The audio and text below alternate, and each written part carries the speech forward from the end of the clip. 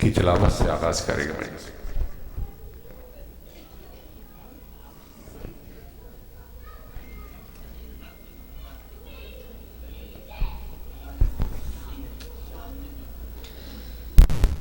صلوا على محمد وآل محمد اللهم صل على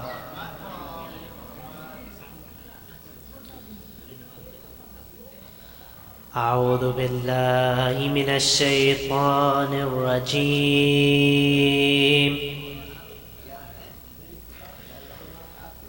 بسم الله الرحمن الرحيم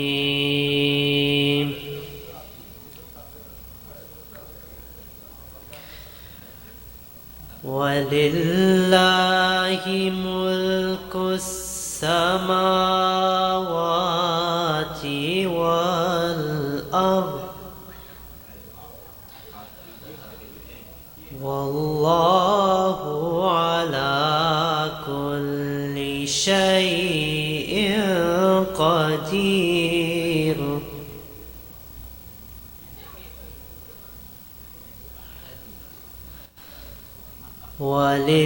ولله ملك السماوات والأرض والله على كل شيء قدير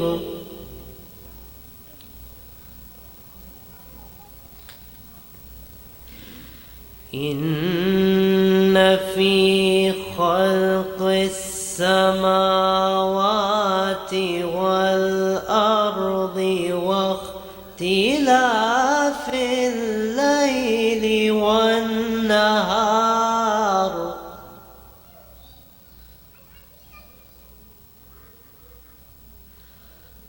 واختلاف الليل والنهار لآيات لأولي الألباب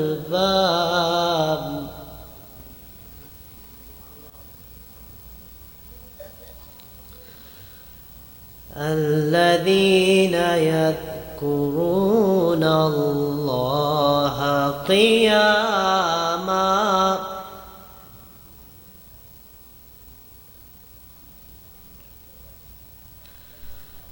الذين يذكرون الله قياما وقعودا وعلى جنوبهم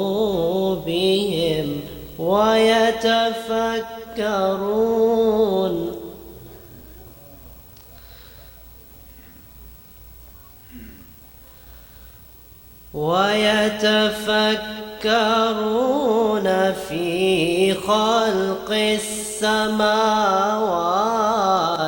والأرض ربنا ما خلقت هذا باطلا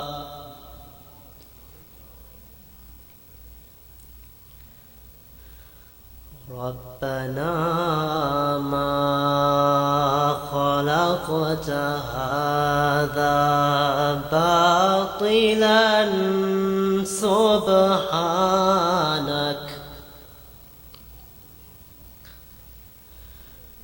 سبحانك فقنا عذاب النار ربنا إنك من تدخل النار فقد أخزيته وما للظالمين من أنصار وما للظالمين من أنصار صدق الله العلي العظيم صلوات صلوات جزاکم صلی علی محمد اجل فرجہم۔ اور اب میں سجاد نقوی کو زحمت دوں گا، ایک سلام پیش کریں گے سجاد نقوی، اور آپ سے درخواست ہے کہ باوز بلند صلوات کی۔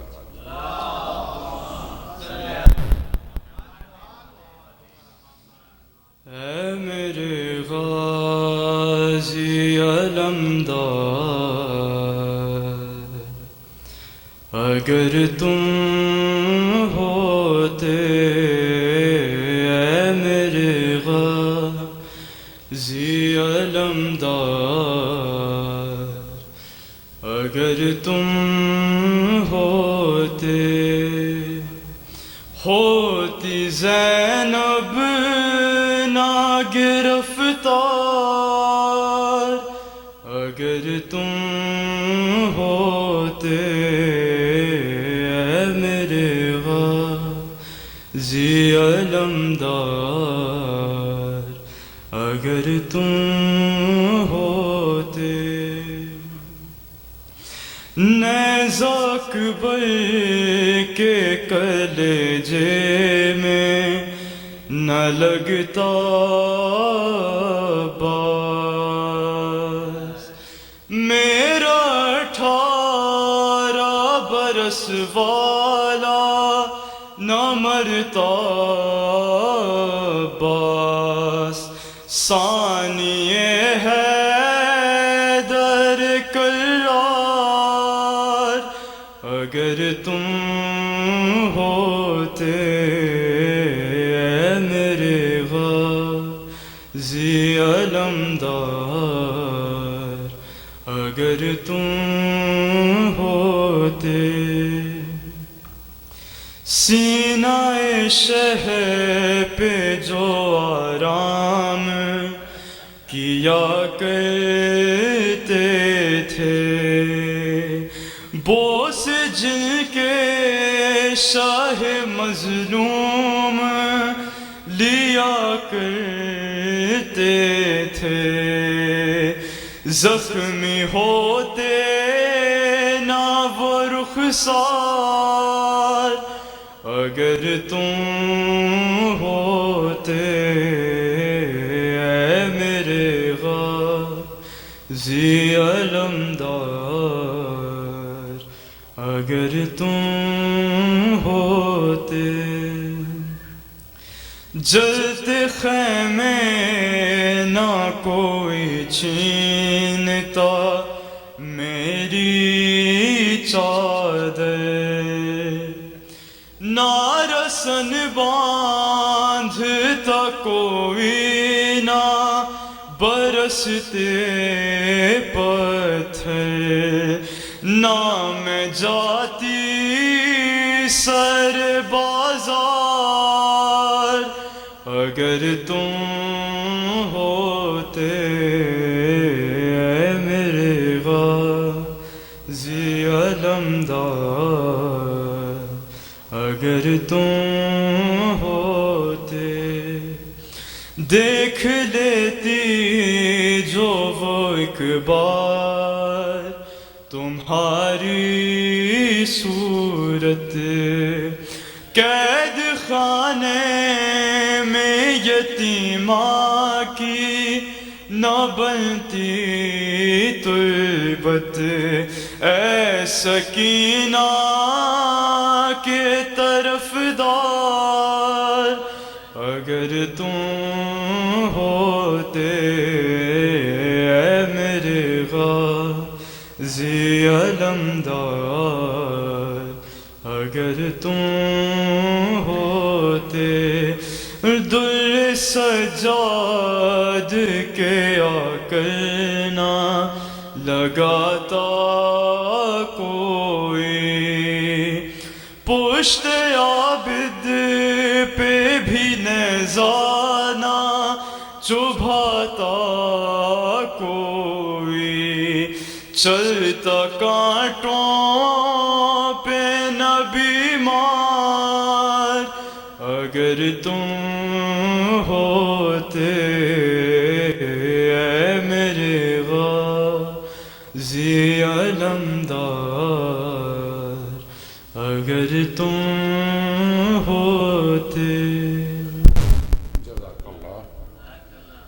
یہ تھے سجاد نقوی، اور اب میں سمجھ دوں گا رضا باقوی کو.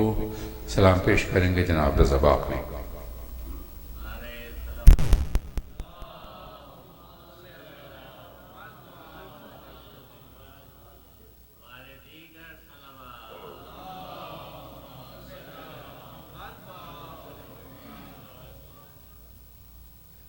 درود بھیجئے خاندان زہرا پر. اللہ صلی اللہ علیہ وسلم.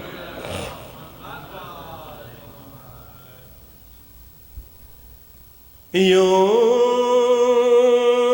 سکینہ نے پکارا ہے میرے بابا حسین. یوں سکینہ نے پکارا اے میرے بابا حسین. اب نہیں کوئی ہمارا اے میرے بابا حسین. شمر بالی کھینچتا ہے کان سے آ جائیے آئیے اب تو خدا را ہے میرے بابا حسین. جل گئے خیمے لوٹے ہم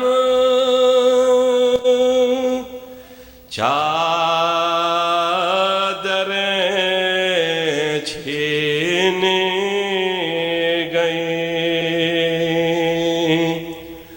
اب نہیں جینا گوارا ہے میرے بابا حسین. باندھ کر رسے گلے میں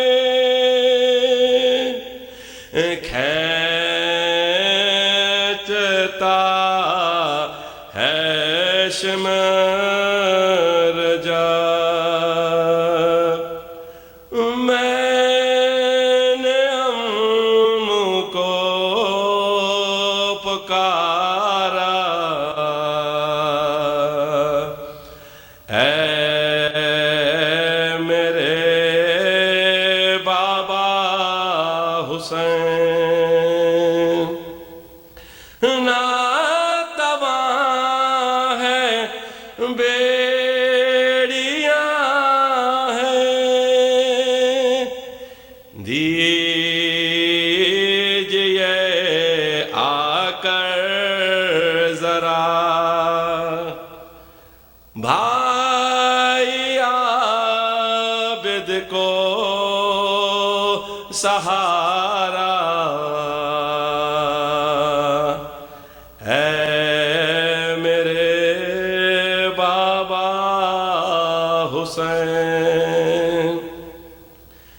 رات ہوتی ہے برستی اس سر پر دیکھیے ہے پٹا کرتا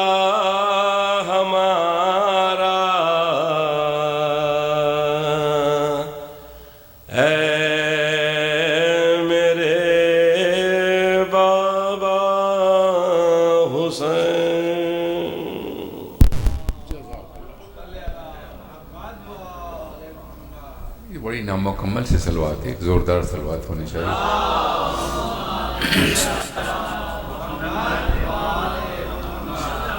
میں زحمت دوں گا شہباز حسین صاحب کو مرثیہ پیش کریں گے.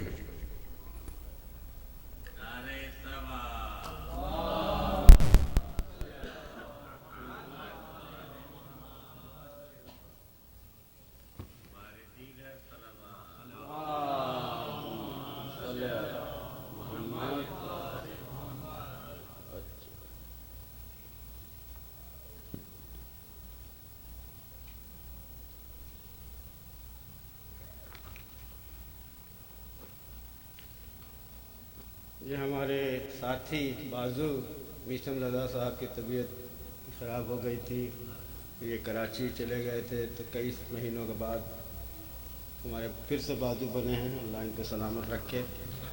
اور محمد والے محمد صلوات صلی اللہ محمد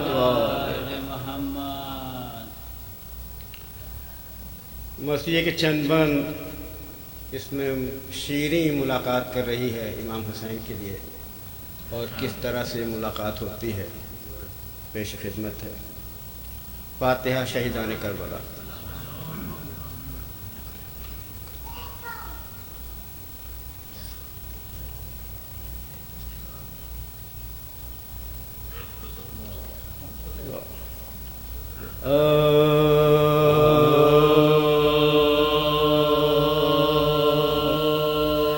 جب حرم قلعہ شیریں کے برابر آئے، جب حرم قلعہ شیریں کے برابر آئے، گل ہوا کعبے سے مولا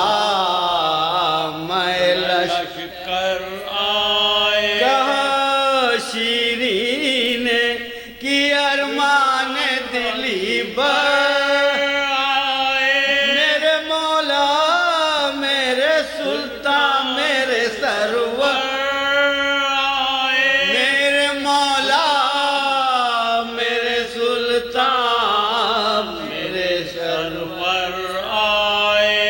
نور حبشان خدا قدرت باری، دیکھو جاؤ لوگو میرے آقا کی سواری، دیکھو جاؤ لوگو میرے آقا کی سواری، دیکھو جن سے روشن ہے مدینہ وہ قمر معدن ہے نجف میں وہ گوہر آتے ہیں، جن کا گھر عرش پہ ہے وہ میرے گھر آتے ہیں. یہ خبر اس کو نہ تھی نیزوں پہ سر آتے ہیں، یہ خبر اس کو نہ تھی سر آتے ہیں. کہہ رہی تھی کہ چراغ حرمین آتا ہے، اے مسلمانوں مبارک کے حسین آتا ہے، اے مسلمانوں مبارک کے حسین آتا ہے. گودی میں سکینہ کو بٹھائے ہوگی، شاتی سے اصغر ناداں کو لگائے ہوگی، چاند کے ٹکڑوں کو دامن میں چھپائے ہوگی، دونوں پر گوشہ چادر کو اٹھائے ہوگی، دونوں پہ گوشہ چادر کو اڑائے ہوگی.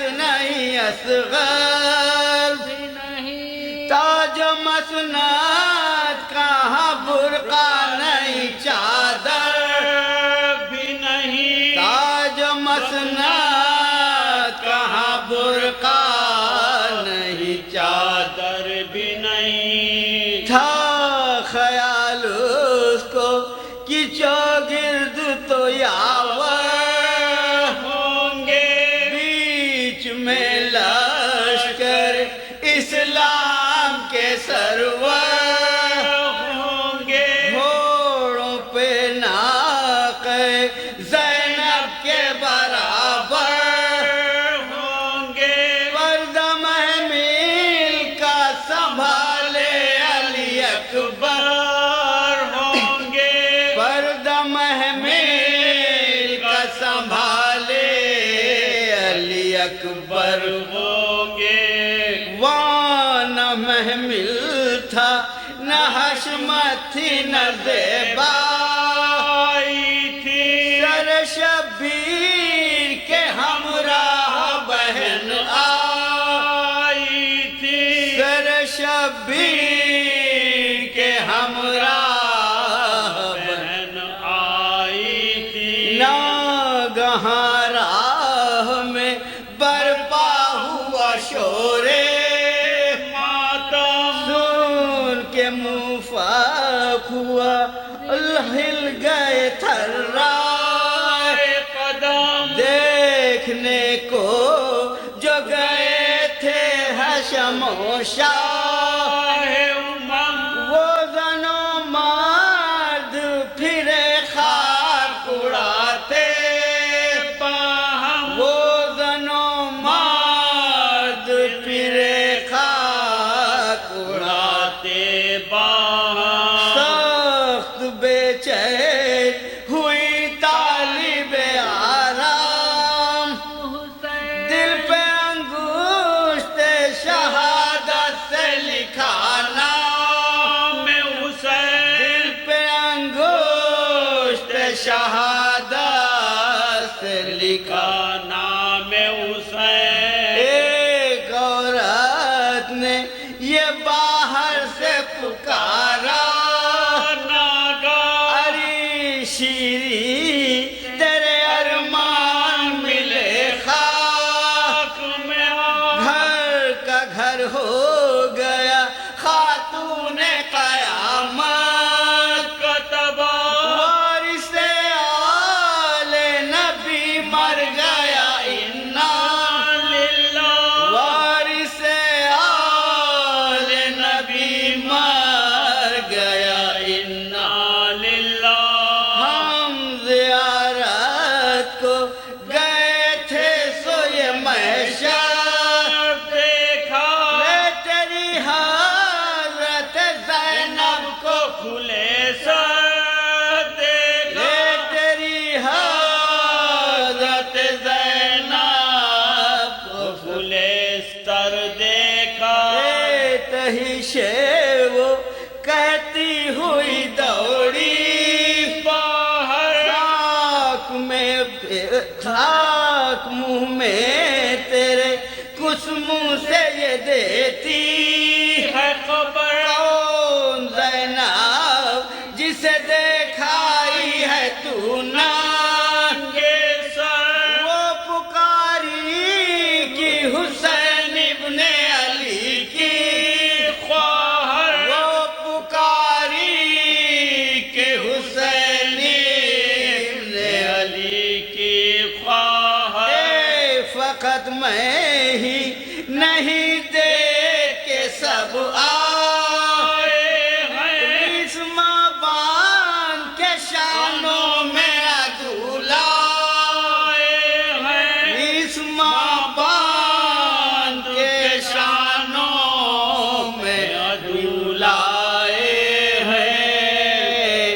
جب حرم قلعہ شیری کے برابر آئے صلوات بر محمد و علی محمد. خواتین و حضرات، جیسا کہ آپ جانتے ہیں کہ علامہ رضی جعفر صاحب تشریف لائے ہوئے ہیں، یہ مجالس سے خطاب فرمائیں گے، اور میں سمجھتا ہوں کہ مولانا کا شمار اس وقت برِ صغیر کے سینئر ترین علماء میں ہوتا ہے۔ عشرے گزر گئے ہمیں ان کو سنتے ہوئے، اور مولانا کا جو حسن کلام ہے اور انداز تخاطب ہے وہ بہت منفرد ہے۔ میں سمجھتا ہوں قبلہ کو تشریف لائیں۔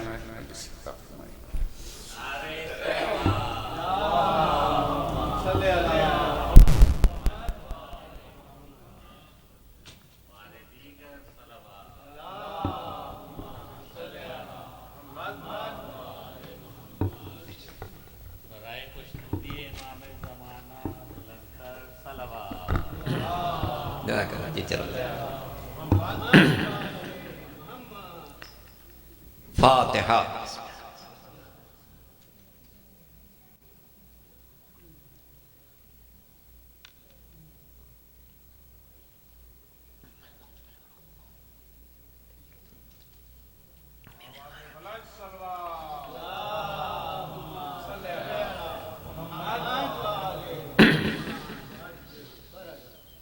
اعوذ باللہ السمیع العلیم من الشیطان اللعین الرجیم، بسم اللہ الرحمن الرحیم، الحمد للہ الواحد الاحد الباری الصمد الذی بمشیتہ اراد وقصد وبحکمتہ خلق واوجد وإلى معرفته هدى الناس وأرشد، والصلاة والسلام على أول العدد السيد الأوحد والرسول المعتمد والجوهر الممرد والدر المنزد والنور المجسد أبي القاسم محمد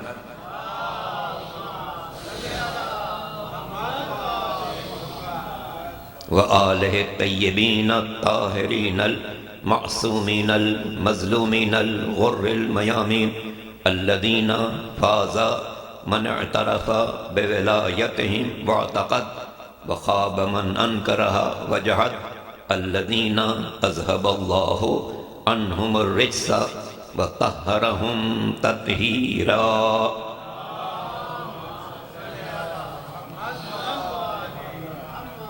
واللعنة الدائمة الباقية على أعدائهم أجمعين من الأزل إلى الأبد، أما بعد، فقد قال الماجد الأمجد في كتابه الممجد وقوله المسدد، بسم الله الرحمن الرحيم، لقد أرسلنا رسلنا بالبينات وأنزلنا معهم الكتاب والميزان ليقوم الناس بالقسط، وأنزلنا الحديد فيه بأس شديد ومنافع للناس وليعلم الله من ينصره ورسله بالغيب إن الله قوي عزيز۔ صلوات پر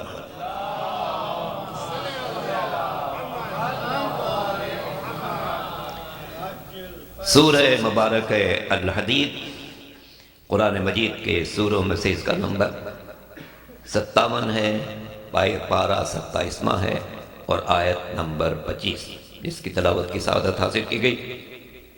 اور آپ جانتے ہیں میں اس ادارے میں ایک خاص محبت کے ساتھ آتا ہوں، اس لیے کہ امریکہ میں پہلی مرتبہ جو میں آیا ہوں وہ اسی ادارے کی دعوت پر ہے، اور زمانے میں یہاں مجلس بھی چرچ میں ہوتی تھی، پھر دوبارہ آیا تو ایک اور ادارے میں ہوتی تھی، اس سے 7 دن کا موقع دیا، تو 7 دن کہیں اور رہی اور 3 دن کہیں اور رہی۔ اس وقت سے پھر لوگوں میں فکر پیدا ہوئی کہ بھئی اپنا ادارہ ہونا چاہیے۔ پھر آیا تو اس زمانے میں صدر تھے ابو الحسن صاحب، تو انہوں نے خوشخبری سنائی کہ زمین لے لی۔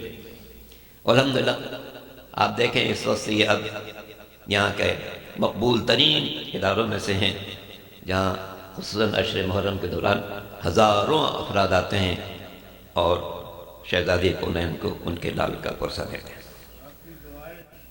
میں نوجوانی سے جوانی اور بوڑھاپے کے حدود تک پہنچ گیا، مگر ماشاءاللہ شفاعت بھائی 40 برس سے اسی طرح جوان ہیں. درود پڑھ لیں محمد وعلیہ محمد.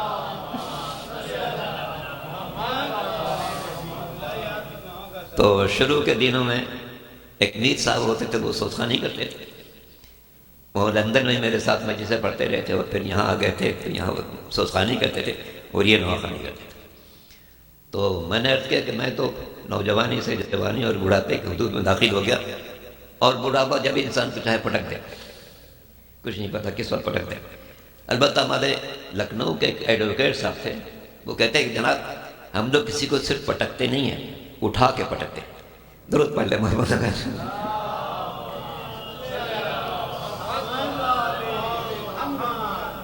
تو اس ادارے سے ماشاءاللہ یہاں کے لوگوں سے، بزرگان سے اکثر تو بیچارے چلے گئے، جو ہیں اللہ تعالیٰ ان کو سلامت رکھے.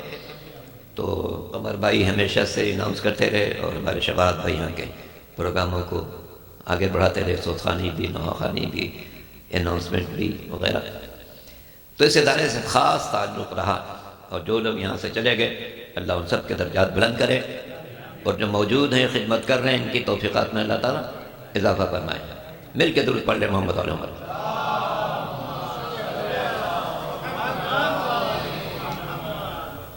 قرآن مجید کی جس آیت کی میں نے تلاوت کی سعادت حاصل کی، ارشاد ہوتا ہے لَقَدْ أَرْسَلْنَا رُسُلَنَا بِالْبَيِّنَاتِ، ہم نے یقیناً اپنے پیغمبروں کو واضح نشانیوں اور معجزات کے ساتھ بھیجا. وَأَنزَلْنَا مَعَهُمُ الْكِتَابَ وَالْمِيزَانَ، ان کے ساتھ کتاب بھی اتاری ہے اور میزان بھی نازل کی ہے. لِيَقُومَ النَّاسُ بِالْقِسْطِ، تاکہ بنی نوع انسان عدل پر قائم ہے.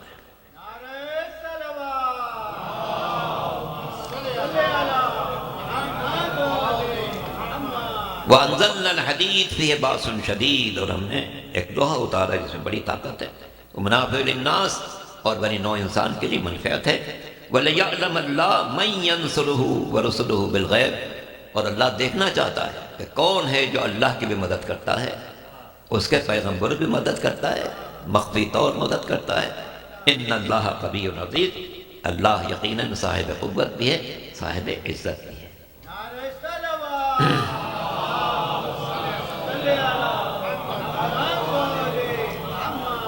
تو یہ اہم ترین آیت ہے قرآن مجید کی، جس میں تمام پیغمبروں کی بعثت کا مقصد بیان کیا گیا، اور وہ ظلم کے خلاف اقدام ہے، عدل کے پرچم کو بلند کرنا ہے. ان مجالس کے سلسلے میں بھی آپ سنا ہوگا کہ عرض کیا تھا کہ امام مظلوم کا پیغام نسل نو کے نام. بنیادی بات یہ ہے کہ کربلا کا واقعہ ایک منفرد واقعہ ہے انسانی تاریخ کا. کسی نبی نے، کسی رسول نے، کسی ہادی نے وہ امتحان نہیں دیا جیسا امتحان سرکار سید الشہداء خامس عالبہ حسین ابن علی علیہ السلام نے دیا.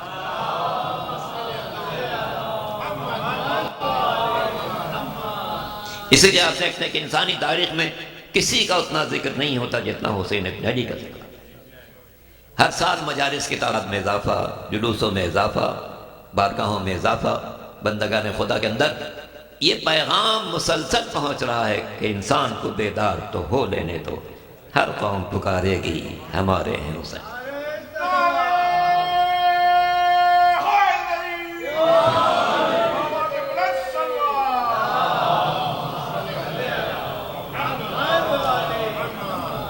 تمام مظلوم کا بنیادی پیغام بھی ظلم کے خلاف ہے. مولا کائنات امیر المومنین علی بن ابی طالب علیہ السلام نے شہادت سے پہلے اپنے فرزندوں کو نصیحت کی تھی، وصیت کی تھی، کونا للظالم خصما وللمظلوم عونا، ظالم سے متنفر رہنا، مظلوم کے مددگار رہنا. اب اس وقت کے ظالم ہو تو ان سے بھی، اور اس وقت کے ظالم ہو تو ان سے بھی. آج کبھی مظلوم ہے تو وہ بھی آپ کی مدد کا حقدار ہے، اور مدد نہ کر سکے تو محبت کو بہرحال حقدار. جہاں بھی ظلم ہو، حسینیت کا مشن یہ ہونا چاہیے کہ وہ ظلم کے خلاف آواز کو بلند کرتا رہے اور جتنا ہو سکے مظلوم کی مدد کرتا رہے. اور یہ افتخار ہے ملت جعفریہ کہ ہم کسی دور میں ظالموں کے ساتھ نہیں رہے، ہم ہمیشہ مظلوم کے ساتھ رہے. ہم ظالموں پر لعنت کرتے رہے، مظلوم کے لیے اپنے دلوں کو نچھاور کرتے رہے. تو مالک کا کرم ہے کہ اس نے ہمیں اس در سے وابستہ قرار دیا. اور میں عرض کروں کہ ملت جعفریہ کا ایک امتیاز ایسا ہے کہ دنیا کے کوئی قوم، کوئی مذہب، کوئی مسلک، کوئی فرقہ ہم سے برابری کا دعویٰ نہیں کر سکتا۔ جب برابری کی دعویٰ نہیں کر سکتا، بہتر کیسے ہو سکتا ہے؟ دیکھیے عالم دین تشریف لا رہے ہیں، میرے بیٹے کے استاد بھی ہیں، تو ان کی آمد پر درود پڑھنے محمد والے محمد۔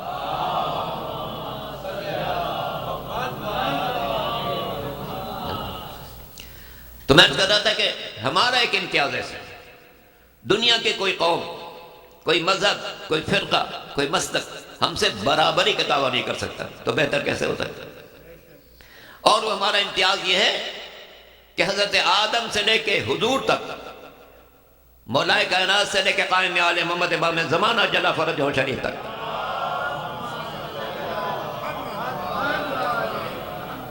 ہمارے سلسلہ ہدایت میں کوئی غیر معصوم شامل نہیں ہے۔ آدم سے لے کے خاتم تک نبوت کے سلسلہ ہو، یا مولا سے لے کے امام زمانہ تک امامت کا سلسلہ، ہمارے سلسلہ ہدایت میں کوئی غیر معصوم شامل نہیں ہے۔ یہ شرف صرف ہماری ملت جعفریہ کو حاصل ہے۔ کوئی قوم، کوئی فرقہ، کوئی مسلک، کوئی مذہب یہ دعویٰ نہیں کر سکتا کہ اس کے سلسلہ ہدایت میں کوئی غیر معصوم شامل ہے۔ یہ ہم کہہ سکتے ہیں۔ ہمارے ہادیان برحق وہ ہیں جو اتنے پاک و پاکیزہ، اتنے معصوم، اتنے بے گناہ، اتنے بے قصور، ایسے منزہ، دشمن قتل کر سکتا ہے، دامن پر کوئی دھبا تلاش نہیں کر سکتا۔ قید میں ڈال سکتا ہے، گھر سے بے گھر کر سکتا ہے، پورے خاندان کو تعداد کر سکتا ہے، لیکن دامن پر کوئی دھبا تلاش نہیں کر سکتا۔ آپ سب جانتے ہیں کہ امیر شام نے سرکار سید الشہداء امام حسین علیہ السلام کے بارے میں اعتراف کیا تھا کہ واللہ ما وجدت فی الحسین نقصا، خدا کی قسم میں نے حسین میں کوئی کمزوری نہیں پائی۔ یہ کون اعتراف کرتا ہے؟ حاکم شام جس نے امام مظلوم کے قتل کے اسباب فراہم کیے تھے، وہ کہہ رہا ہے کہ واللہ ما وجدت فی الحسین نقصا۔ اور یہی صورتحال ہمارے ہر امام کی ہے۔ دنیا والوں نے ائمہ طاہرین کو قید میں ڈالا، زہر دیا، گھر سے بے گھر کیا، زندانوں میں رکھا، ہر قسم کا تشدد کیا، مگر کسی کے لیے ممکن نہ ہو سکا ان کے کردار پر، ان کے دامن پر کوئی دھبا تلاش کر کے۔ یہ ایسا افتخار ہے کہ دنیا کی کوئی قوم ہم سے برابری کا دعویٰ نہیں کر سکتی۔ دوسرا امتیاز اور بھی ہے کہ ہم نے وفات پیغمبر کے بعد ہادی اسے مانا جسے اللہ نے اپنے گھر میں بھیجا۔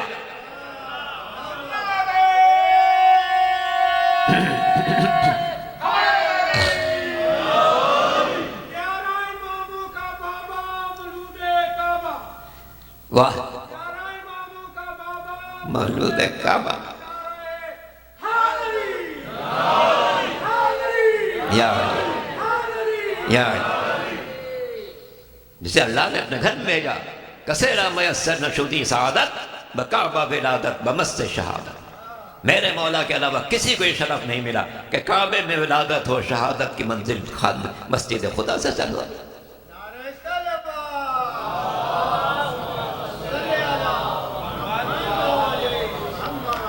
علی انسانی زندگی کی بے مثال شخصیت ہیں، دنیا کا کوئی شخص ان سے برابری کا دعویٰ نہیں کر سکتا۔ تو ہم نے اپنا ہادی انہیں مانا جنہیں اللہ نے اپنے گھر میں بھیجا۔ کوئی نہ میرے مولا سے پہلے اللہ کے گھر میں آیا، نہ مولا کے بعد گھر میں آیا۔ بلکہ میں یہ عرض کروں، عالم دین معزز تشریف فرمائے، میرے بیٹے کو استاد میں، اللہ ان کو سلامت رکھے،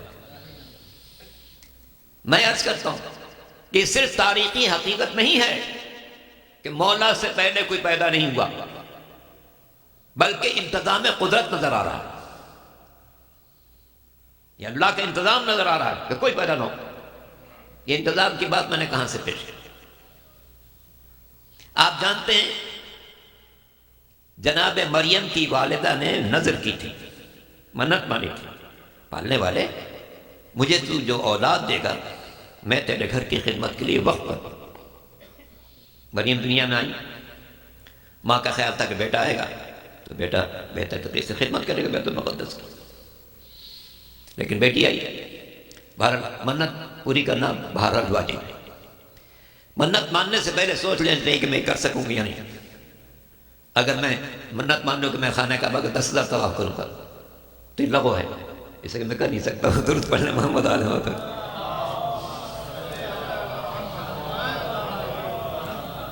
تو منت صحیح بات کی ہو لازماً پوری کرنی پڑے گی. تب چونکہ منت مانی تھی کہ میں خانہ خدا کی خدمت میں وقف کروں گی جو اولاد میں، تو اس منت کے تحت انہوں نے جناب مریم کو اللہ کے گھر کی خدمت کے لیے وقف کر دیا. اس وقت قبلہ اول وہی تھا، یعنی ہم آج قبلہ اول کہتے ہیں، اس زمانے میں قبلہ وہی تھا. 2 ہجری میں قبلہ تبدیل ہوا ہے خانہ کعبہ کی طرف. تو خیر، تو جناب مریم اللہ کے گھر کی خدمت کے لیے وقف ہو گئی. سونا جاگنا اٹھنا بیٹھنا کھانا پینا سب اللہ کا گھر ہو رہا ہے. یہاں تک کہ بڑی ہو گئی، جوان ہو گئی. وقت آیا کہ عیسیٰ کی آمد کا تھا. فرشتہ آیا، فتمثل بشرا سویا، انسانی پیکر میں آ گیا. ڈر گئی مریم، اکیلی گھر میں ہے، اور فرشتہ عیسیٰ کے ساتھ آ گیا. اس نے کہا کہ اے بندہ خدا تو کون ہے؟ اگر تو اللہ سے ڈرتا ہے میں پناہ مانگتے تھے. کہا نہیں آپ گھبرا نہیں، مجھے اللہ نے بھیجا آپ کو بشارت دینے کے لیے.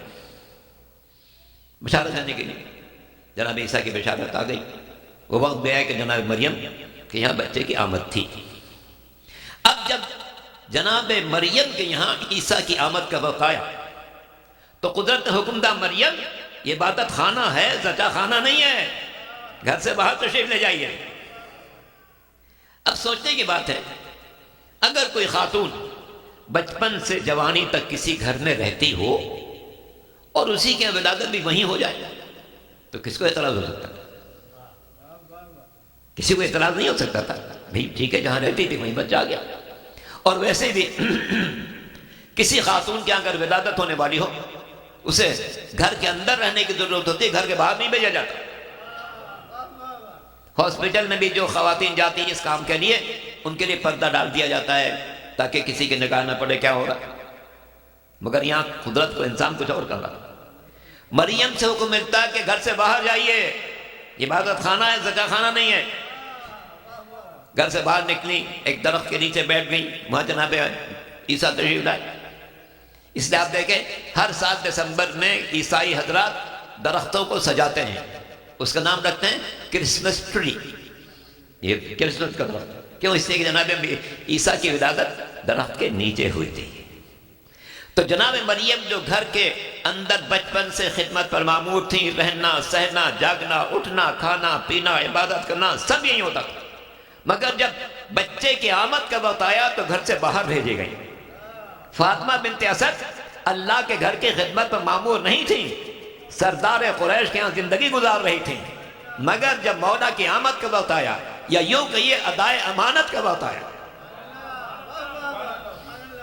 ادائے امانت کا وقت آیا تو کوئی قدرتی کشش تھی جو گھر سے لے کر چلی، خانہ کعبہ تک پہنچایا، غلاف کعبہ کو ہاتھ میں تھاما، التجا کی اے پالنے والے میں تیرے انبیاء پر یقین رکھتی ہوں، تیری شریعتوں کو تسلیم کرتی ہوں، تجھے اس گھر کا واسطہ اور اس مولود کا واسطہ جو میرے شکم میں پروان چڑھ رہا ہے.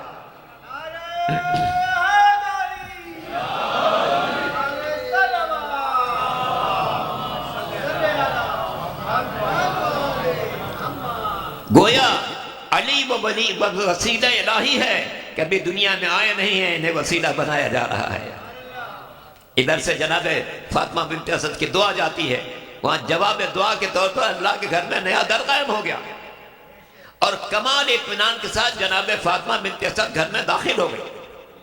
غور کیجئے، اگر کوئی خاتون تکلیف کے عالم میں کسی دیوار کے پاس کھڑی ہو اور دیوار اچانک شق ہو جائے تو قدم پیچھے ہٹے گا، آگے نہیں بڑھے گا. مگر کوئی تاریخ نہیں کہہ سکتی کہ جب خانہ کعبہ میں نیا در پیدا ہوا تو جناب فاطمہ بنت اسد کا قدم پیچھے ہٹا ہو، بلکہ کمال اطمینان کے ساتھ گھر میں داخل ہو گئی.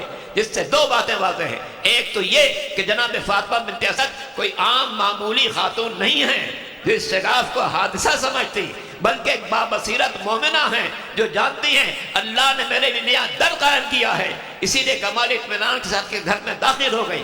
جس سے دو باتیں واضح ہیں. ایک تو یہ بابصیرت مومنہ ہیں جو جانتی ہیں اللہ نے میرے لیے نیا در قائم کیا ہے.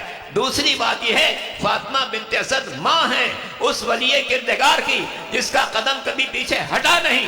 غیروں میں اور مولا میں فرق ہی ہے، غیر کہیں ڈٹا نہیں، مولا کہیں ہٹا نہیں.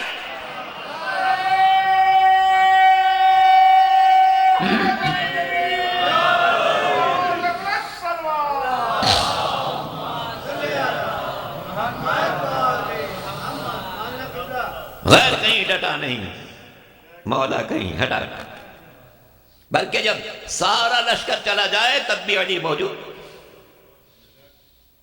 سارا لشکر چلا جائے۔ سورہ آل عمران آیت نمبر 153، وَإِذْ تُصْعِدُونَ وَلَا تَلْوُونَ عَلَىٰ أَحَدٍ وَالرَّسُولُ يَدْعُوكُمْ فِي أُخْرَاكُمْ۔ مسلمانوں اس وقت کو یاد کرو جب تم سب پہاڑوں پر چلے جا رہے تھے، چلے جا رہے تھے، چلے جا رہے تھے، وَالرَّسُولُ يَدْعُوكُمْ فِي أُخْرَاكُمْ، رسول بلا رہے تھے، کوئی آ نہیں رہا تھا۔ کتنے اچھے عاشق رسول تھے تو، کتنا رسول کا احترام تھا، کیسا پاس و لحاظ تھا۔ رسول بلا رہا ہے، کوئی نہیں آ رہا، اب چلے جا رہے ہیں، چلے جا رہے ہیں، چلے جا رہے ہیں، چلے جا رہے ہیں۔ اللہ اکبر۔ سرکار دو عالم کی بزم میں بیٹھنے والوں میں بڑی تعداد میں جو ساری جنگوں میں شرکت کرتی ہے، اور حضور کے زمانے میں دشمنوں سے 60 سے زیادہ معرکے ہیں، کچھ سریے ہیں، کچھ غزوے ہیں جس میں حضور خود نہیں گئے، نمائندہ بھیجے، وہ سریہ کہا جاتا، جس میں خود تشریف لے گئے وہ غزوہ کہا جاتا۔ مجموعی طور پر 60 سے زیادہ معرکے ہیں، اور یہ بزم نشینان سارے معرکوں میں شرکت کرتے تھے، مگر بڑی محفوظ شرکت، اتنی محفوظ شرکت، نہ کوئی زخم کھایا نہ لگایا۔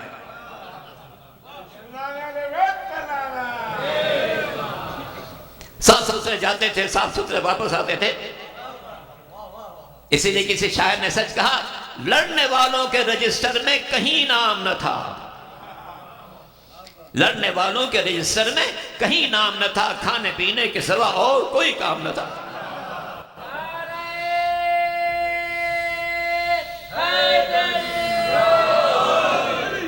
تو لڑنے والوں کے رجسٹر میں کہیں نام نہ تھا۔ جنگ بدر کو دیکھا، کوئی کارنامہ نہیں، احد کو دیکھا، پہاڑوں کو نظر آئے، خندق کو دیکھا، خیبر کو دیکھا، ذات السلاسل کو دیکھا، حنین کو دیکھا، لڑنے والوں کے رجسٹر میں کہیں نام نہ تھا، کھانے پینے کے سوا اور۔ تو سب چلے گئے، سب چلے گئے، استسعدون ولا تلوون علی أحد۔ جب تم سب چلے جا رہے تھے پہاڑوں پر، کوئی مڑ کر نہیں دیکھ رہا تھا، عبرت کی بات ہے، کوئی مڑ کر نہیں دیکھ رہا۔ چند افراد جو باوفا تھے سب شہید ہو گئے۔ اب منزل آئی کہ مولا اکیلے ہیں اور پیغمبر زخمی ہیں۔ انشاءاللہ خداوند ہم سب کو مدینے کی زیارت نصیب کرے تو ہم دیکھ سکتے ہیں احد میں ایک پہاڑی ہے، آپ اس پہاڑی کی جانب کی طرف بڑھیں گے تو ایسا محسوس سے صوفے رکھا ہوا ہے کسی کے بیٹھنے کے لیے۔ یہ صوفہ نہیں ہے۔ ہوا کیا تھا، جب مولا زخمی تھے اور باقی سب لوگ چلے گئے تھے تو مولا نے پیغمبر کو اٹھایا اور اس پہاڑ کی طرف لے گئے۔ پہاڑ نے خود ایک ایسی جگہ بنا دی جس سے ایک صوفہ رکھا ہے، اس پر بیٹھ گئے تو حضور کو وہاں بٹھا دیا اور پھر دشمنوں کا مقابلہ شروع کیا۔ اب غور کیجئے، علی اکیلے ہیں، سب جا چکے ہیں، جو جانثار تھے شہید ہو چکے ہیں، جناب حمزہ اور دوسرے شخص، اکیلے علی ہیں۔ پیغمبر نے پوچھا علی تم کیوں نہیں گئے؟ آج تو سب جا رہے تھے نا، تم بھی چلے جاتے۔ بہت سے سوالات پیغمبر نے اس لیے کیے تاکہ اس کے جواب دنیا پر واضح ہو جائے، ورنہ پیغمبر کو جانتے کیوں نہیں گئے۔ پوچھا علی تم کیوں نہیں گئے؟ علی کے لیے جواب کی بڑی گنجائش تھی، کہہ سکتے تھے اللہ کے رسول مدد کا وعدہ کیا ہو، وعدہ خلافی کیسے کرو۔ یہ بھی کہہ سکتے تھے ہاشمی جوان ہوں، ہاشمی جوان میدان سے منہ نہیں موڑتا۔ یہ بھی کہہ سکتے تھے سردار لشکر ہوں، سردار لشکر کیسے چلا جائے۔ لیکن نہیں، علی چاہتے ہیں آج ایک فیصلہ کن بات ہو جائے۔ پیغمبر نے پوچھا علی تم کیوں نہیں گئے؟ فرمایا اکفرت بعد الایمان، کیا ایمان کے بعد کفر کی طرف چلا جاتا؟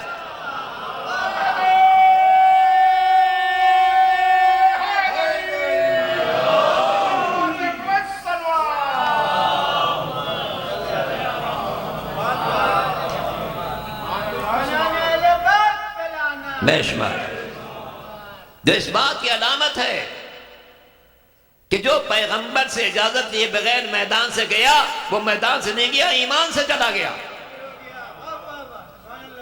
ایمان سے چلا گیا۔ تو علی نے کہا کہ کفر تو بعد ایمان، کیا بیان کر کفر تک چلا گیا۔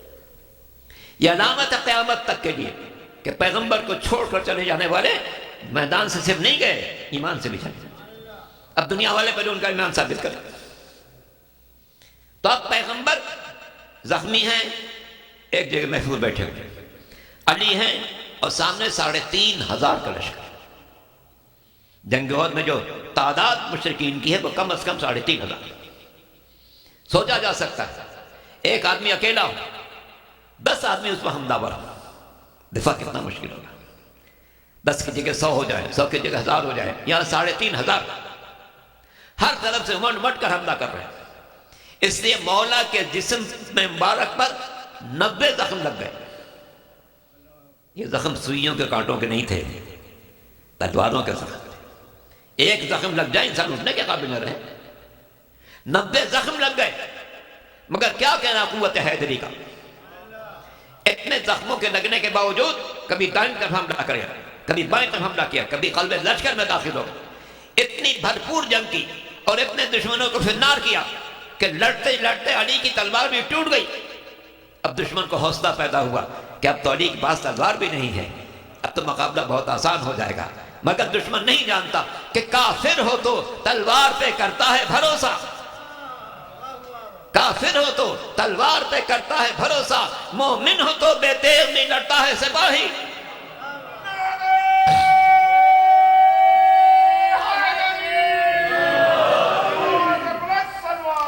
اللہم صل۔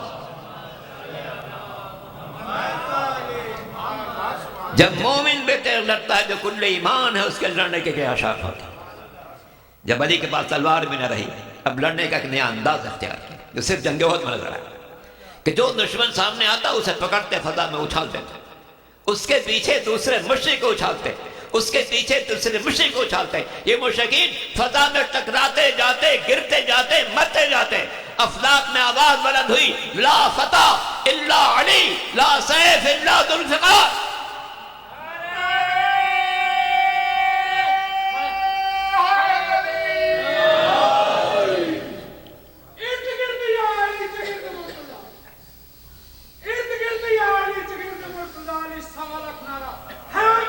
یا علی یا علی یا علی، شاہ مرداں شیر یزداں قوت پروردگار، لا فتح الا علی، لا سیف الا ذو الفقار۔ کیا منزلت ہے مولا کی، کوئی اندازہ کر سکتا ہے۔ دشمن بھاگنے پر مجبور ہو گیا۔ مودودی صاحب نے لکھا ہے اپنی کتاب میں کہ میں سمجھ نہیں سکا، میں آج تک نہیں سمجھ سکا کہ 3500 کا لشکر بھاگ کیوں گیا۔ میں ان کو سمجھاتا ہوں، سردار لشکر سے کسی نے کہا بھی کہ ہم 3500 میں بھاگ کیوں رہے ہیں، تو اس نے کیا جواب دیا تھا؟ اس نے کہا علی نہیں لڑ رہے، اللہ کی تلوار لڑ رہی ہے، کوئی بچ نہیں سکے گا، فرار کا راستہ اختیار کرو تاکہ بچ جاؤ۔ تو عزیزان محترم، یہ اللہ کا احسان ہے، اس نے ہمیں علی اور اولاد علی سے وابستہ قرار دیا۔ کسی شاعر نے سچ کہا ہے، نازائیں ہم کہ ہم کو در مرتضیٰ ملا، نازائیں ہم کہ ہم کو در مرتضیٰ ملا، اس در سے ہم کو خود کا راستہ کھلا ملا۔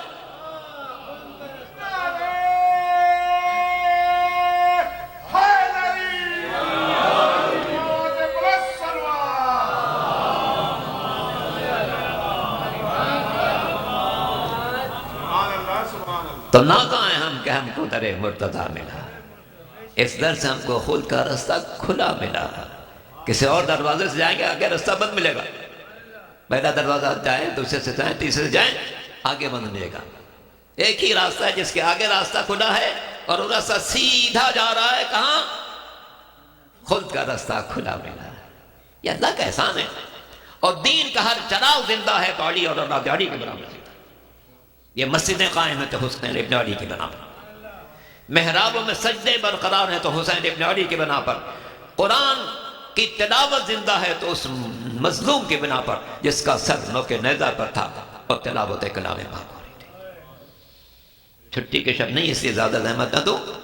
اللہ اکبر، کیسا وقت ہوگا، کیسا وقت ہوگا جب راہ کوفہ شام میں لوگ یہ دیکھ رہے ہیں کہ قافلہ چلا جا رہا ہے، مگر ایسا قافلہ کہ جس کی مثال انہوں نے کبھی نہیں دیکھی۔ آگے آگے نیزوں پر شہداء کے سر چل رہے، کچھ بوڑھوں کے سر ہیں، کچھ جوانوں کے سر ہیں، کچھ نونہالوں کے سر ہیں، کچھ کم سن شہزادوں کے سر ہیں۔ ارے یہ کون سا خاندان ہے، یہ کون سے لوگ ہیں؟ بڑے خوبصورت چہرے ہیں، معزز خاندان کے افراد نظر آتے ہیں، پیشانیوں پر سجدے کا نشان نظر آتا ہے، چہرے سے ان کی وجاہت نظر آ رہی ہے، یقیناً کسی عظیم خاندان کے افراد ہیں۔ لوگ غور سے دیکھ رہے ہیں، ایک سر جو سب سے بلندی پر ہے، جب غور سے دیکھتے ہیں اس سر کے لب ہلتے ہوئے نظر آتے ہیں۔ جب کوئی قریب جاتا ہے تو قرآن کی آیت سنتا ہے، ام حسبت ان اصحاب الکہف والرقیم کانوا من آیاتنا عجبا۔ حسین مظلوم کا سر نوک نیزہ سے تلاوت کر کے بتا رہا ہے، اے لوگو دیکھو میرے نانا نے کہا تھا کہ میرے اہل بیت کبھی قرآن سے جدا نہیں ہو سکتے ہیں، اے لوگو میرا سر میرے جسم سے جدا ہو چکا ہے مگر مجھے قرآن سے جدا نہیں کیا جا سکتا ہے۔ اور شاید اس لیے بھی سر مظلوم کربلا تلاوت کر رہا تھا کہ جب میں تلاوت کروں گا تو وہ لوگ تعجب سے مجھے دیکھیں گے زینب کے پردے کی طرح۔ اجرکم علی اللہ عزیزان محترم، یہ سر کہاں کہاں سے گزر رہا ہے۔ راستے میں جب کوفہ شام کا راستہ گزر رہا تھا، ایک خاتون اپنے گھر سے منظر دیکھ رہی تھی کہ قافلہ جا رہا ہے، آگے آگے شہداء کے سر ہیں، پیچھے پیچھے کچھ بیویاں ہیں، ان بیویوں کے درمیان ایک بیمار بیٹھا ہے جس کے ہاتھوں میں ہتھکڑیاں ہیں، پیروں میں بیڑیاں ہیں، کمر میں لنگر ہے، گلے میں دھوکے دار ہے۔ وہ بیمار کہہ رہا ہے اقاد ذلیلا فی دمشق کاننی من الزنج عبد الغاب عنہ نصیر۔ اس خاتون نے دیکھا اس قافلے میں ایک چھوٹی سی بچی ہے جو اپنی پھوپھی سے پانی مانگ رہی ہے مگر پھوپھی کے پاس پانی نہیں تھا۔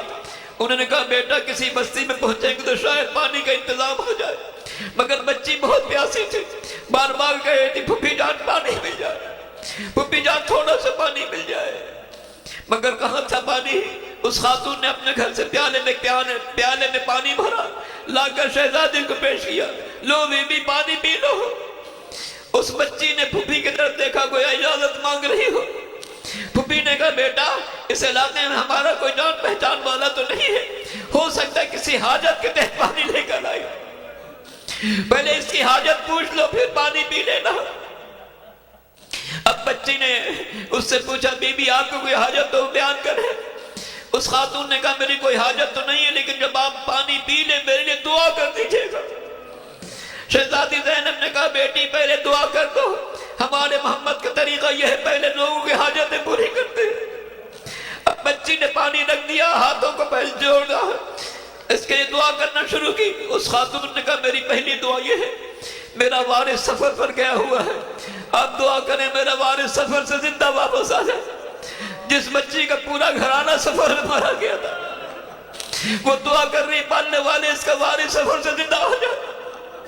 اس نے کہا میری دوسری دعا یہ ہے کہ میرے بچے ابھی چھوٹے ہیں، آپ دعا کریں اللہ میرے بچوں کو یتیم نہ کرے۔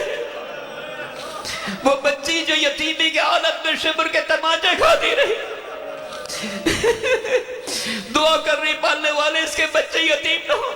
اس نے کہا میری تیسری اور آخری دعا یہ ہے آپ دعا کریں مجھے مدینے کی زیارت نصیب ہو جائے۔ بس یہ سننا تھا۔ جناب زینب نے پوچھا اے بی بی مدینے جا کر کیا کرو گی؟ اس نے کہا مدینے میں میری شہزادیاں رہتی ہیں، میں ان کی زیارت کو جاؤں گی۔ پوچھا تمہاری شہزادیاں کون ہیں؟ کہنے لگی کائنات میں میری دو ہی شہزادیاں ہیں، علی و فاطمہ کی بیٹیاں ہیں، زینب ام کلثوم نام ہے۔ شہزادی نے پوچھا بی بی تم جناب زینب کو دیکھو گی پہچان سکو گی؟ اس نے کہا کیسے نہیں پہچانوں گی، میں نے مولا کے زمانے میں عرصے تک ان کی خدمت میں حاضری دی ہے۔ بس یہ سننا تھا۔ شہزادی نے چہرے سے بالوں کو ہٹایا، اے بی بی تم نے پہچانا نہیں یہ زینب ہے۔ رو کر کہنے لگے اے بی بی آپ یہاں کیسے نظر آ رہی ہیں؟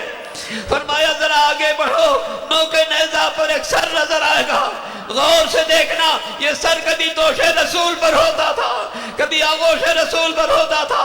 وہ بیوی آگے بڑھی، سرکار سید الشہداء کو سلام کیا، مدینے کا رخ کیا۔ ہائے اللہ کے رسول میں کیسا منظر دیکھ رہی ہوں، جو کبھی آپ کے دوش پر ہوتا تھا آج اس کا سر نوکے نیزہ پر ہے۔ افلاک سے آواز آ رہی تھی واہ حسینہ واہ حسینہ کربلا کی سرزمین پر ہے، سرنوں کے نہروں پر ہے۔ ہائے مظلوم، ہائے غریب، ہائے شہید کربلا حسین۔ خدا بندہ ہماری اس مجلس اعزا کو اپنی بارگاہ میں قبول فرما، ہمارے گناہان صغیرہ و کبیرہ کو معاف فرما، مرحومین جن کے احسان ثواب کے لیے مجلس منعقد کی گئی ان سب کے درجات بلند فرما۔ میرے مالک ہمارے عزا خانوں کی حفاظت فرما، اس عزا خانے کی جو خدمات انجام دینے ان کی توفیقات میں اضافہ فرما۔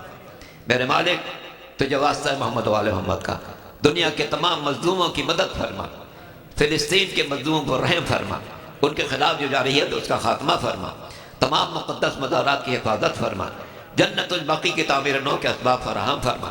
ہم سب کو اس دنیا میں رہتے ہوئے تمام ائمہ طاہرین کی زیارت نصیب فرما، روز قیامت ان کی شفاعت نصیب فرما، حسینیت کے پرچم کو ساری دنیا میں بلند فرما، مقامات مقدسہ کی حفاظت فرما۔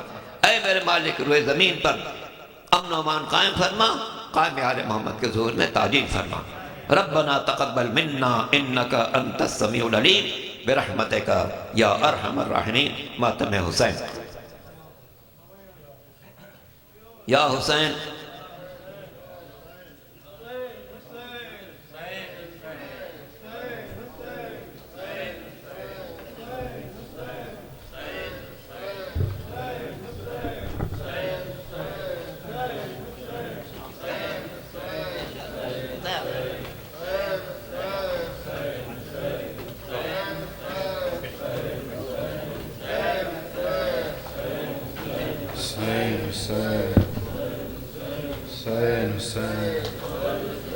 آ گئی بنت علی بیردہ ہاتھ بندھے بھر بازاروں میں، آ گئی بنت علی بیردہ ہاتھ بندھے بھر بازاروں میں، آ گئی بنت علی بیردہ ہاتھ بندھے بھر بازاروں میں۔ جس نے سورج نہ کبھی دیکھا تھا رو رہی ہے وہ گنہگاروں میں، آ گئی بنت علی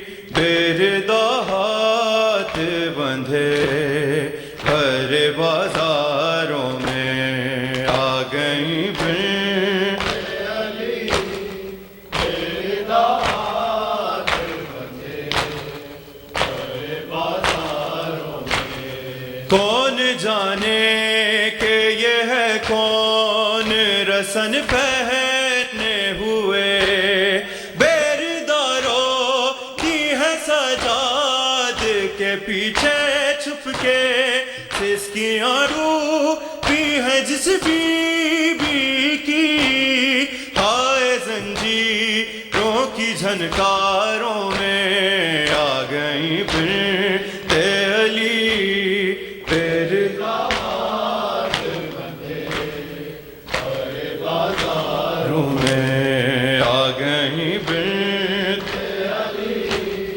بیردہ ہاتھ بندھے ہر بازاروں میں۔ ہائے زہرا تیری قسمت نہ ملا حق تجھ کو، ایسی تعظیم تیری کی ہے مسلمانوں نے، تیرا حق مانگنے آئی زینب ایک میں نوش کے درباروں میں، آ گئی بنت علی بیردہ ہاتھ بندھے ہر بازاروں میں، آ گئی بنت علی بیردہ ہاتھ بندھے ہر بازاروں میں۔ کہاں زینب اور کہاں شام کے لوگوں کا ہجوم، سر پر رہنا اونچی آواز میں خطبے پڑھنا ختم مرسل کا حوالہ دے کے چادر مانگ نہ بدکاروں میں آ گئی بنت علی پھر ہاتھ بندھے گھر بازاروں میں آ گئی بنت علی پھر ہاتھ بندھے گھر بازاروں میں کس طرح بالی سکینہ رہ بابا کے بغیر سو گئی چین سے تنہائی میں روتے روتے ہچکیاں دب گئی معصومہ کی ہائے زندانوں کی دیواروں میں آ گئی بنت علی پھر ہاتھ بندھے گھر بازاروں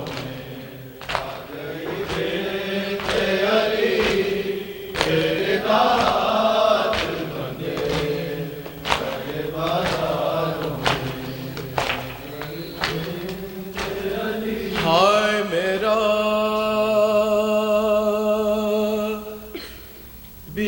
بیمار ماں ہائے میرا بیمار ماں ہائے میرا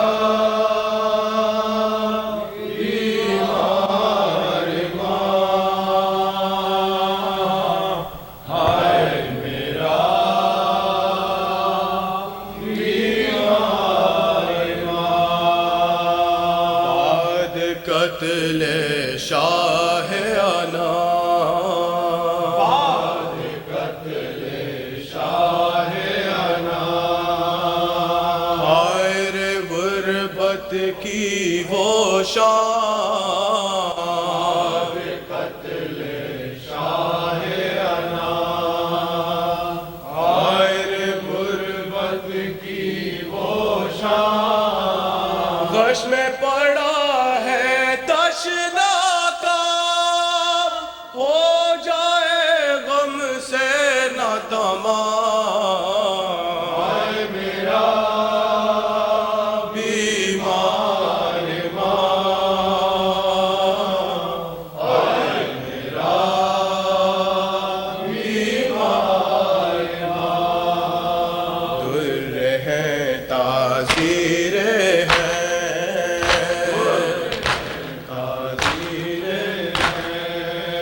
پاؤں میں زنجیریں ہیں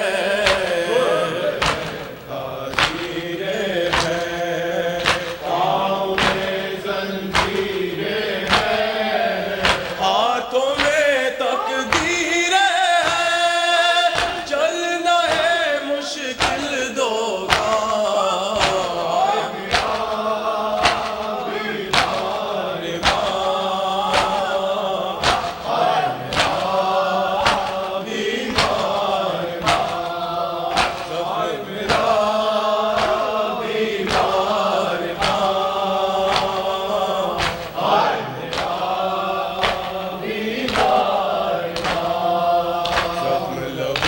برساتا ہے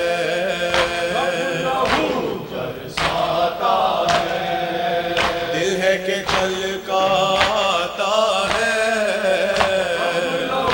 برساتا ہے دل ہے کہ چھلکاتا ہے در کھاتا جاتا ہے لمحہ لمحہ گام بگام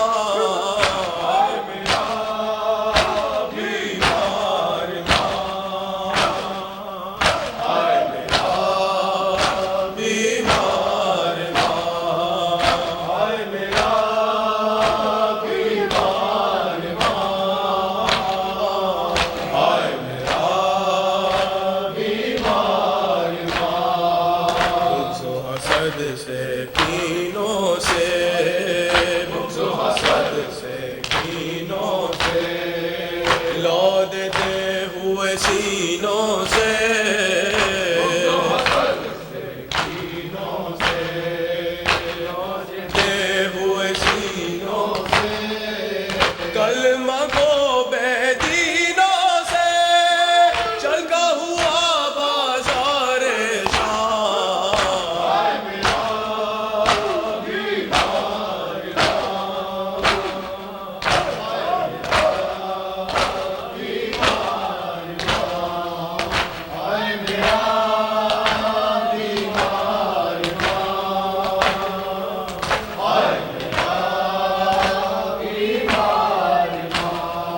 میں صدا دیتی رہی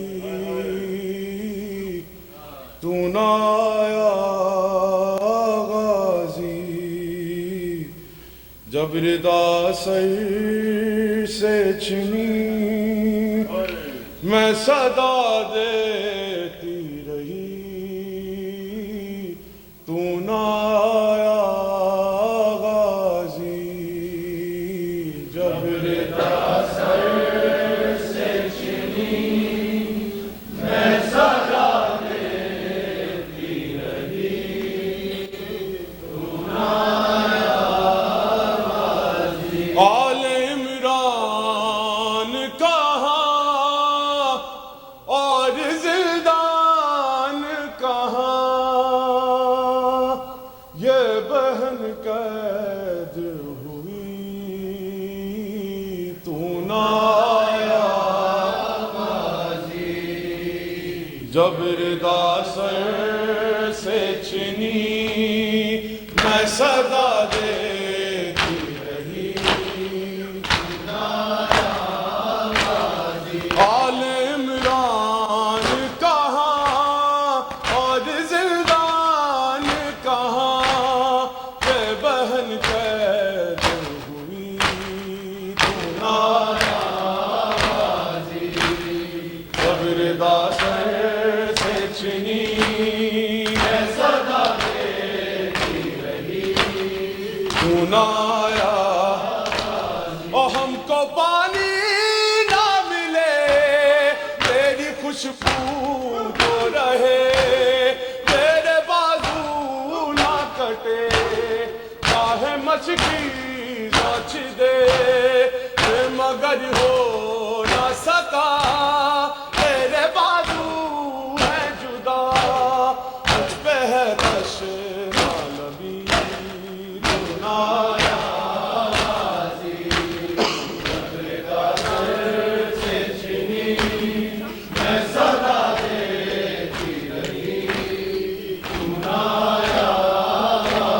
اور آ گئی شام علم ٹوٹ گئے اہل حرم پیٹ پر جلتی ہوئی ہو گیا ٹھنڈا عالم پرسہ دینے کے لیے مجھ سے ملنے کے لیے آ گئے بابا علی تو نہ آیا غازی